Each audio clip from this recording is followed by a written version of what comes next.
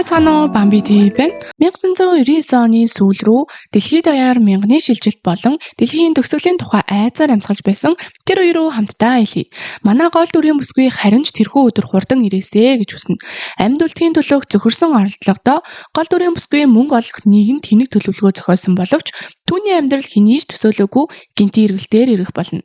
Ингээд киногоо эхлүүлцгээе. Өнөөдөр та бүхэндээ 5 дугаар сарын 15-нд нээлттэй хийсэн Netflix-ийн цуврал болох Wonderful драманы эхний 2 ангийн товчлыг ярьж өгөхөөр бэлдсэн байна. Бидэндээ хамтаагаарай. Манай гол дүр Ин Чэни бол ямар ч ажилгүй, хороолол дундаа л гамшиг хатагтай гэх хочтой болсон 27 настай бүтлгүй нэгэн. Түүний ажилгүй байгаад хачин зан, боловсролын дутмаг байдал, улс орны санхүүгийн хямрал зэрэг нөлөөлж байгаа ч хамгийн гол шалтгаан нь зүрхний өвчнөн юм. Иймч түүнд хизээж хүч магадгүй гэж хэлсэн. Учир нь тэрээр зүрхний архаг дутмагшил онцтой бөгөөд мэдсэлд орвол биеийн дийлэхгүй гин. Дэлхийн төгсгөл болон авралын тухай хуудас тарааж буй хүмүүсийн дэргэд түүний өхөл ойртож буй мэдээ туйлын зөвхрөнгөө сонсогдно. Чэни бусдын адил зүгээр л дэлхийн төгсгөлийг мэдэрмээр байна гэж хашгирагч үнэндээ түүний хамгийн их хүсэж буй зүйл бол зүгээр л аялах явдал байлаа. Хотын өөр нэгэн хэсэгт орон гэргүй нэгэн ир хогийн цэг ухаж байгаад хөл алдан хар өнгөтэй өтгөн бохир усны шалбааг руу унчихдаг. Эхэндээ өмхийн өнөр нь түүнийг бүрхэж байсан ч удалгүй арьс нь хайрсаар бүрхэгдэж чихэн тасраад унчихна. Энэ бол тус хотод алга болсон 2 дахь орон гэргүй хүн бөгөөд үүнд санаа зовж буй цорын ганц хүн түүний найз Сокто тэнүүлж ир байв. Тэрээр хотын захиргаанд гомдод гарах боловч төрийн албан хаагчид хотын хамгийн ядаргаатай хүн болох Сон Кёнхун орж ирсэнд анхаарлаа сарниулна.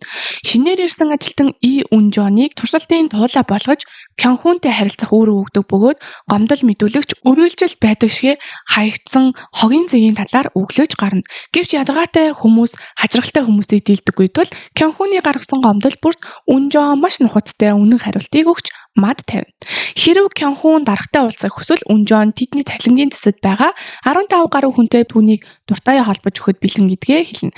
Шин царайг анзаарсан өнөөг тэнүүлчээр Үнжоныг үдийн зайны цагаараа хооллож байхад нь олж уулзсан олон жилийн өмнөөс хүмүүс ор сураг алга болсоор байгаа тухай анхааруулангаа Үнжоны үдийн хоолыг халаасалсаар удна. Гэвч тэнүүлчэрийн яриа тийм ч худал зүйл биш байсан бөгөөд тэр шөнө тэнүүлчэр дээр юутантэй хар хувцастай хүмүүс ирдэг. Тэд гарынхаа ганц хөдөлгөөнөөр л тэнүүлчний тэргийг агаарт хөргөн бут нэргэх бөгөөд энэ нь Сокто хоёрын хөдөөгийн жижиг хотын харанхуй талын тухай яриа үнэн байсныг батлана. Энэ хооронд Чэни эмээгээсээ аялалд явж өгөхийг гуйх боловч эмээ нь эрс татгалзана. Эмээ наач охиноо эмнэлгээс муу мэдээтэй ирсэн үү гэж гайхагч Чэни юу ч хэлэлгүй чимээгүй өнгөрнө. Өгөхөөс өмнө аялахыг үнэхээр хүсэж байсан ч тэр эмээдээ хэлж сэтгэлийг нь зовоохыг хүсээгүй тул өөр аргаар мөнгө олохоор шийднэ. Түүнд яг 50 сая вон хэрэгтэй байгаа бөгөөд түүний найз нутгийн номхон залуу Кан Робин энэ дүнг сонсоод санаа алдна. Учир нь тэрээр саяхан өөрийн бүх хадгаламжаа түрээсэлдэг байрныхаа дээврийн гоожлыг засахад зарцуулчихсан байв. Робины харамж байрны эзэн бол Кёнхун гаднаасаа амар зантай харагддаг ч гэртээ бол хулган шиг номхон нэгэн байлаа. Эхнэр нь түүний ээжийнхэн 70 насны ойгоор Хавай руу явуулах гэсэн хүсэлтийг нь няцааж охин нь түүнийг хичээлээс нь авахар очиход үл дамсарлана. Тэдний санхүүгийн байдал хүнд байгаа бөгөөд хогийн цэгийн өмхийн үнэрээс болоод эхнэрийнхэн цэцгийн бизнес уналтанд орно. Чэни удахгүй хийх аяллахаа бэлтгэлийг базааж дэлгүүр хэсэж байхдаа Үнжонтой мөргөлдөж түүний авсан зүйлс газар унана. Чэнигийн авсан зүйлс яг л цуврал алуурчны бэлтгэл мэт харагдана. Хутаг, наалдамхай, тууз, олс гэх мэт. Үнжон Чэнийг нутгийн бүтлгүй охин гэдгээр нь танина. Түүний аюулын зүн совин хөдөлж тэр Чэнийг даган гарахтаа түүнийг алга болсон орон гэргүй хүний тэрийг зээлж хүнд чемодан чирж явахыг нь олж харна.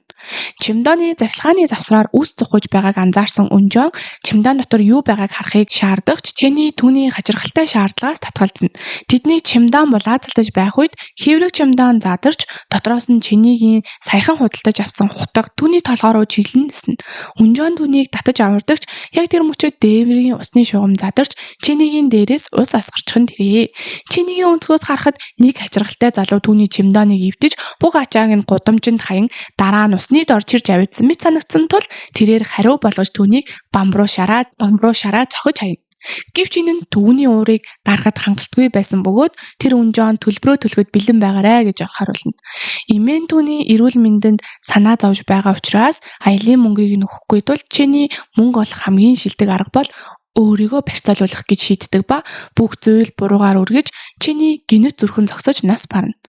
Энэ асуудлыг сөхөхөөс өмнө цуврал Үнжооны гэр бүлийн амьдрал руу шилжиж түүний сүрсэн орон сууц шалан дээр замбраагүй хаягдсан наалдамхай туузаар ороогдсон тавилгуудыг харуулна. Үнжоон доктор Хав Ондогийн баримтуудыг шалгаж байхдаа нууц даалгавартай байгаа нь тодорхой болно. Нэгэн цагт нэр хүндтэй байсан эрдэмтэн асрамжийн газарт гал гарсны дараа хүмүүстээр ёс суртахуунгүй туршилт хийж байсан нь ил болж тухайн үеийн хамгаалагч буюу өнөөг согтуу тэнүүлж ир. Бүх үннийг хэвлэл мэдээллийнхэн дэлгэж байжээ. Орон гэргүй хүмүүс алга болж хачирхалтай зүйлс үзэгдэх болсон нь бөгөөд доктор Хаа эргэж ирснийг илтгэх бөгөөд түүний сүүлчийн хохирогч нь өнөөг хамгаалагч ир байв. Буцаад манай гурав руу шилжихэд чиний Кёнхун Робин нарын тусламжийг авч хуурамч барьцааллын төлөвлөгөөгөө хуваалцсан. Тэр тэдэнд тус бүр 5 сая вон амласан тул тэд түүний тэнэг төлөвлөгөөнд орооцолдож чинийг эзгүй газар сандал дээр хүлж орхидог. Кёнхун Робин нар хуурамч барьцааллын бичлэгээ шалгаж байх үед чинийгийн зүрх хит хурдан цохилж эхлэх бөгөөд тэрээр үг хэлж амжилгүй нас барна. Нөгөө хоёр юу болсныг ухаарах үед түргэн тусламж дуудахад хэдийнэ оройтсан байв. Төлөвлөгөө зохиогч нь байхгүй болсон тул тэр хоёр юу хийхээ мэдэхгүй маргалтна. Робин цагдаа дуудаж юу болсныг тайлбарлахыг хүсэгч Кёнхун түүнийг алаагүй гэх баттай баримт олох хүртлээр цогцыг нуух хэрэгтэй гэж зүтгэн. Барьцаалагчийн хувцастай байхад нь цагдаа нар тэдний үгэнд итгэхгүй тул Робин цогцыг түр хугацаанд өөр газар нуухыг зөвшөөрнө. Кёнхуны санаа бол нөгөө хаягдсан хууль бус хогийн цэг байлаа. Учир нь тэр хаваар хинж явдаггүй, бүр газрын эзнэн ч ирдэггүй байв. Гэвч яг цогцыг нуух мөчөд Үнжоон тэнд ирж Кёнхуныг өөрийнх нь үргэлж гомдолдог байсан хогийн цэгт хог хаях гэж байхад нь барьж авна. Тэдний юу хайж байгааг ойроос харах гэж хичээх үед манай хуурамч барьцаалагчид санамсаргүйгээр чинийгийн цогцос байгаа тэргийг толгод руу унгаж түүний бие хорт хар шалбааг руу мөхрөн орно. Кёнхун Робиноор цогцны араас гүрэхдээ өөрсдөө ч бас шалбааг руу унана. Тэд Үнжоонд нөхцөл байдлыг тайлбарлагч тэдэнд итгэхгүй бөгөөд чиний гинэт алга болоход тэдэнд дахиад өөр нэг хамсаатан байна гэж таамаглана. Удалгүй цагдаа нар ирж Үнжоон тэднийг өгсөн цогц хайж байхыг харсан гэж мэдүүлнэ. Цагдаа арын хүн рүү зааж түүний өгсөн байхыг харсан хүн нь энэ чиний мөн үү гэж асуухад Үнжоон толгой дохино. Гэхдээ Үнжоон нүдэндээ ч итгэсэнгүй дахин харахад саяхан өгчихсөн байсан чинийг одоо амьд зогсож байгааг өөрийн нүдээр олж харна. Энэ бүх бужигнааны дунд эмээ алга болсон ач охиноо олуулахаар хувийн мөрдөгч Гүү Жуммог хөлсөлсөн байсан бөгөөд мөрдөгч чинийг жижиг харалт байна гэж мэдэгдэнэ. Түүнийг алга болсон хугацаанд би энэ тэнд очсон байж таарагч тэрээр хэрхэн орон зайн шилжилт хийсэн эсвэл үхлээс хэрхэн эргэж ирснийг тайлбарлаж чадахгүй. Гэвч анги төгсгөөд физикийн хуулийг зөрчиж буй цорын ганц хүн нь чинийг биш гэдэг нь тодорхой болно. Учир нь Үнжоонч бас супер хүчтэй байв. Тодорхойлбол тэрээр бодлороо юм хөдөлгөх хүчтэй бөгөөд чимдааны хэрүүл хийж байхдаа хурц зүйлсийг чинийгийн толгой руу биш харин хан руу чиглүүлэн нисгсэн байж таарна.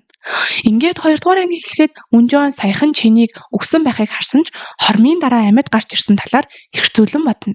Цагдаа эмнэлгийнхэн ирэх үед чиний цагдаа нарт хуурамч барьцааллын талаар юу ч хэлж болохгүй гэж Робин Кёнху хоёрт анхааруулна. Яг үндэ зэрэгцэн Жуммо имэйл рүү залгаж чинийгийн утас GPS Жээжүү аралд зааж байна гэж хэлснээ хэдхэн хормын дараа гинэт Хэсэн хотод гараад ирлээ хэмээн гайхширна. Эмийн чинийгийн өрөөг шалгаж өөрт нь хаяглаж үлдээсэн цагтлыг олдог. Харин цагдаагийн хэлцээр Үнжоон Робин Кёнху хоёрыг худал хийж байгааг мэддэгч чинийг амьд ирсэн тул нөгөө хоёрын амыг дагуулan мэдүүлэг өгнө. Дараа найзууд нь эмнэлэгт байгаа чиний дээр очиж түүний үхээд амьсан хачирхалтай явдлын тухай ярилцсан. Чиний эмээгээсээ хайж байгаа тул хуурамч барьцааллын талаар түүхийг эмээгийнхэн дэргэд огт дурдж болохгүйг сануулна. Гэвч эмээ Жомбок нь өрөөний гаднаас бүх яриаг нь сонсож орхино. Чиний сандарсандаа өрөөний шүүгийн дотор нуугдтал гинтгэн түүхэн киноны зураг авалтын талбай дээр орон зай шилжилт хийн очиждаг. Эмийн шүүгийг нээхэд тэр байхгүй байсан ч хэдхэн хормын дараа чиний шүүгийн дотор гинэт буцаж гарч ирэн сандран уйлахад эмээ түүнийг тайвшруулахыг хичээнэ. Үүний зэрэгцээ шашны гаж урсгалынх нь барьцаалагдсан өнөөг согтуу тэнүүлчээр хий юм харж эхнэртэйгээ хоолны ширээний ард сууж байгаагаар төсөөлнө. Тэрээр урд нь хүүхдүүдээр туршилт хийдэг байсан судалгааны төвд хамгаалагчаар ажиллаж байснаа санана. Өвгөн галт өмрийн үеэр 3972 дугаартай бяцхан хүүг аварч байснаа дурсан өнөөх хүү том болж Хэсэн хотод иргэн ирсэн хэмээн хэлнэ. Энэ киноны дурсамж хэсэг гарч асрамжийн газрын хүүхдүүдийг Wonder Kid төслийн хүрээнд Хавондо лабораторид авчирч байгааг харуулна. Хүүхдүүдэд супер хүчөөх химийн бодис тарьж байжээ. Одоо цагт Үнжоон бага насны аим шиг зүуднээсээ чучин сэрэх бөгөөд тэрээр өнөөх аврагдсан 3972 дугаартай өвчтөн болох нь ил болно. Үнжоон чинийг ч гэсэн тэрхүү туршилтанд орж байсан хүүхдүүдийн нэг байсан болов уу гэж эргцүүлж эхэлнэ. Эмнэлэг Тэгэхт Имэ Жомбок Чинигийн хөл дээр байсан хөвгөлтүүд бүр мөсөн алга болсныг анзаарна. Тэрээр эмчийг Чинигийн шинжилгээний хариуг дахин шалгахыг хүсэхэд ач охин нь зүгтний өвчнөөсөө бүрэн ангижирч итгэрснийг мэдээд үнэхээр их чочирдно. Имэ нь гэртээ хармагцаа Чуэ Ёнжун гэх хүн рүү залгаж Чинигийн биеийн байдлыг зөвлөлдөнө. Тэр залуу нь өмнө нь Хаванда лабораторийн захирал байсан хүн юм. Тэр шөнө Робин Кёнхун хоёр маргалдаж Робин маш их бухимдана. Тэр уурандаа хан руу нэг зүйл шийдэхэд хананд нь амрах том нүх гарч чаддаг. Робин өөрийнхөө итгэмээргүй хүчтэй болсныг ухаарна. Нөгөө талд Кёнхун их нэртэйгээ ярь зогсохдоо гинхэн хөргөчөнд наалчих бөгөөд өөрт нь юу тохиолдоод байгааг гайхаж оцорно. Маргааш нь Имэ Жомбок Чинид бүрэн эдэрснийг нь дуулгаж дэлхийгээр аялж хүссэн зүйлээ хийхийг нь зөвшөөрнө. Гэхдээ Чиний шууд явж болохгүй. Эхлээд хэлсэн үгэнд сайн орж, оноо сайн цуглуулж байж пассворд авах хэрэгтэй болно гэсэн болцол тавина. Имэн захирал Чуэгээс дуудлага хүлээн авч өрөөнөөс гарна. Энэ хооронд Чиний Робин хоёр гинэт олж авсан Юрбусын хүчтэйгээ тасах гэж зүдрэнэ. Энэ үеэр Унжон Чинитэй уулзахаар ирж өнгөрсөн шөнө юу басан талаар мөн тэд Вандеркинд төслийн талаар мэдэх хэсгийг байцааж эхэлнэ. Чиний ойлгохгүйгээр барахгүй үгийг энэ зөв хэлж чаддаггүй. Чиний Робин хоёр Унжоныг гэрээсээ хөөж гаргахч тэд хүлэмжинд нөгөө Чинийг барьцааж буй бичлэг хийсэн камер болон чемоданыг үлдээснээ санана. Чиний тэднийг аваар яарахад Унжон түүнийг нууцаар дагна. Унжон Чинийг өгшгүй мөнхийн хувиралтай болсон байж магадгүй гэж сэжиглэн шалхахаар түүнийг алж үзэхээр шийднэ. Чиний өөрийг нь хөөж байгааг анзаараад шууд цухтана. Тэр хоёр хүлэмжинд ирэхэд нэгэн хог төвч өнөөх камерыг ухаж байх нь тэр. Унжон барьцаалах үеийн бичлэгийг үзэж Чинигийн өгсөн дүрсийг харна. Тэр хог төвчээс камерыг худалдаж аваад түүнийг явуулна. Удалгүй Кёнхун бас камерыг хайсаар хүлэмжинд ирэх бөгөөд Унжон өөрийн бодлыг хүчийг ашиглан Чинийг дотор нь байхад хүлэмжийг бүхэлд нь нурааж буйг нүдэрээ гэрчлэнэ. Хүлэмж Чинигийн дээрээс яг нуран унах мөчөд гинэтхэн нэгэн далайн хөлөг онгоц дээр гараад ирнэ. Мөрдөгч түүний утасны сигналыг өгөөд олон улсын усан хийлт байна. Утас нь эвдэрсэн байх гэж имэд нь хэлнэ. Энэ үе зурагтаар түүхэн кино гарч байх бөгөөд Чиний түүний ард харагдана. Тэрээр имлээс шууд Жусоны үе рүү аялаагүй харин түүхэн киноны зураг авалтын талбай руу санамсаргүй шилжсэн байж таарна. Харин энэ удаа онгоцны хүмүүс Чинийг хуйлбас бараа тээвэрлэж буйг нь илрүүлэхээр ирсэн цагдаа гэж андууран түүн рүү буудаж эхлэх бөгөөд Чиний сандарсандаа буцаад нуранг руу шилжинэ. Унжон тэнд нуранг дундаас түүнийг хайж байгаад араас нь гинэт гараад ирэхэд нь чодсондоо хүчээрээ түүнийг түлхэж орхин тэрэ. Яг тэр үед Кёнхуны гар машины рүүлд наалдаад салхаа болно. Эхнэр нь түүн рүү залгахад тэр сандарч утас нь нөгөө гарт нь бас наалчихan тэр. Тэрээр бохомдож эхнэр рүүгээ хаширхад өнөөх наалцсан зүйлс нь гинэтхэн биеэс нь салж байна. Нөгөө талд шашны бүлэглэлийн Ким Палхо Унжоны хүлэмжийг устгаж буйг харж түүнийг өнөөх 3972 дугаартай хүү мөн болохыг танина. Төгсөлт нь доктор Хавондо өөрийн хуучин ажилтнанд байсан захирал Чуэ дээр очиж түүнийг хөнөөж буй аимшиг дүр зургаад 2 дугаар анги өндөрлөнө. Үйл явдал үнэхээр амьсгаа дарам сонирхолтой болж байна шүү. Танд энэхүү кино төвчлөл таалагдсан бол лайк, subscribe дараад дараагийн ангийг хамтдаа хүлээцгээе. Сэтгэл хэсэгт өөрийн бодлоо үлдээгээрэй. Баяртай.